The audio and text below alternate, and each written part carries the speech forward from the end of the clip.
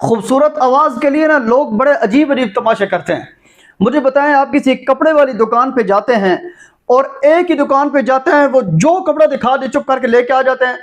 लोग अपने जूते, कपड़े, हालांकि जो बालों पे कंघी नहीं होती करने वाली, जो कंघी, वो भी ना अपनी चॉइस की लेते हैं, ये मुझे पसंद है और ये पसंद नहीं है। खूबसूरत आवाज के लिए जो सामने आ जाए हम उसी को कॉपी करना शुरू कर देते हैं। कितनी बड़ी नादानी है। इंटरनेट के ऊपर खूबसूरत आवाज का सबसे बड़ा जो उसूल है ना, वो ये है कि रोजाना दो चार आवाजें सुने, एक महीने तक किसी को कॉपी नहीं करना। रोजाना नई से नई आवाजों को, इंटरनेट का दौर है, सुने, ठीक है।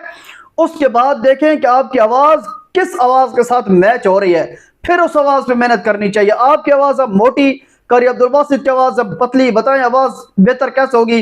अब्दुल रहमान सुदेश साहब की आवाज अब पतली, आपकी है मोटी, कैसे बेहतर होगी, खुद सोचो।